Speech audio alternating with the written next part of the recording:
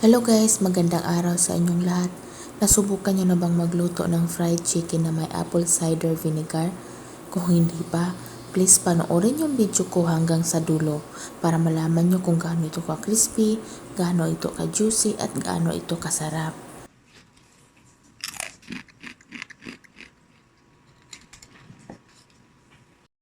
Pagkatapos kong hugasan yung dalawang whole chicken, pinatulo ko muna siya ng mga 30 minutes. After 30 minutes guys, ikat na natin siya ng pa-butterfly cut.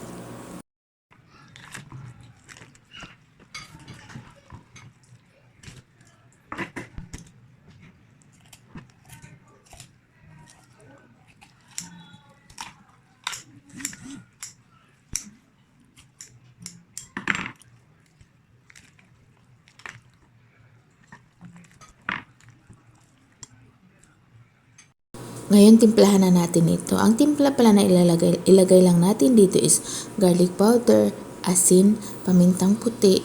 Kung mayroong pamintang itim, pwede rin naman. Tapos naglagay rin ako ng kunting asin at kunting ajinomoto. Naglagay din ako ng apple cider vinegar. Pagkatapos, lamas-lamasin lang natin yan hanggang sa manuot yung lasa doon sa manok guys.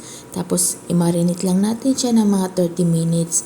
Pero kung hindi naman kayo nagmamadali guys, mas okay na overnight para talaga manuot yung lasa doon sa manok para hanggang sa kadululuhan ng buto ng manok is may lasa.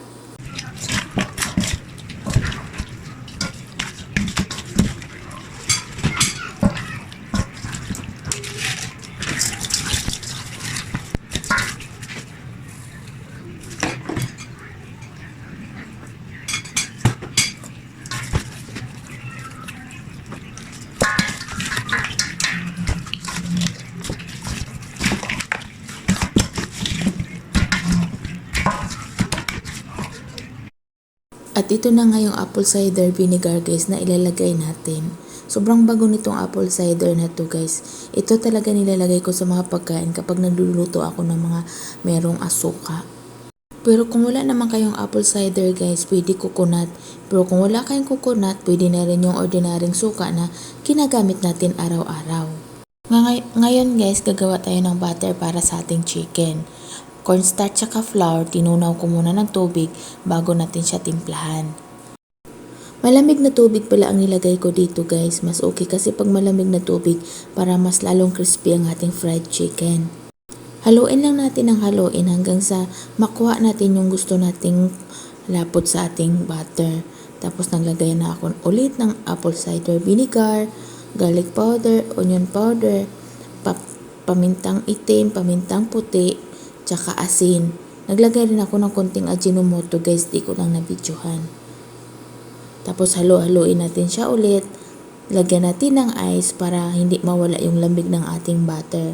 Pag mawala kasi ang lamig ng ating butter guys, pangit na ang texture ng ating fried chicken. At ito na yung chicken na minarinate ko guys. Overnight ko pala siya minarinate. Ngayon ilagay na natin yung ating chicken na marinated. Kailangan nakakoating lahat siya ng butter guys. Kailangan make sure lang yun tayo na yung ating chicken is nakakoat mabuti ng butter. Para pantay yung lasa ng ating butterfly chicken cut at saka para din pantay yung crispy niya.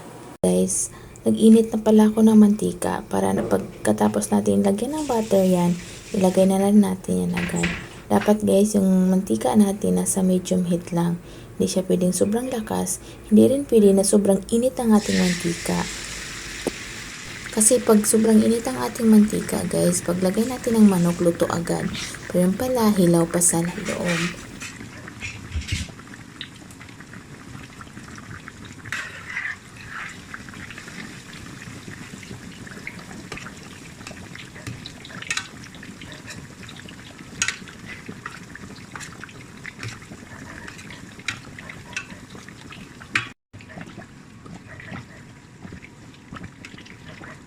Kailangan natin idiin siya pababa kasi para maluto yung gitna niyan. Kasi kapag hindi mo siya idiin pababa guys, pagbaliktad natin yan, hilaw pa pala yung nasa gitna niya.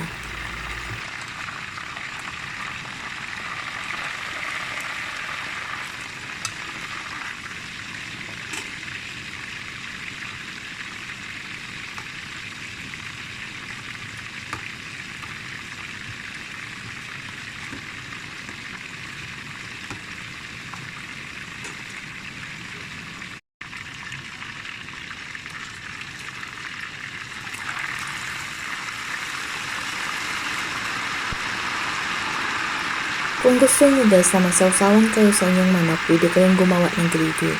Kung hindi naman, pwede naman magtumas. Ako kasi guys, tinamad ako gumawa ng gravy, kaya magtumas na lang pinartner namin dyan. Masarap rin naman guys.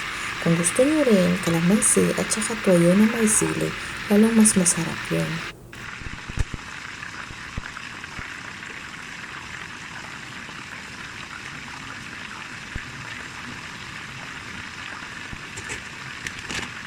At ito na guys ang ating fried chicken with apple cider vinegar.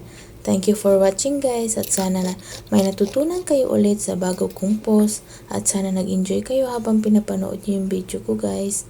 Thank you guys, thank you sa walang sawang panonood sa aking video, at sana abangan nyo pa rin ang mga sumusunod kong video guys.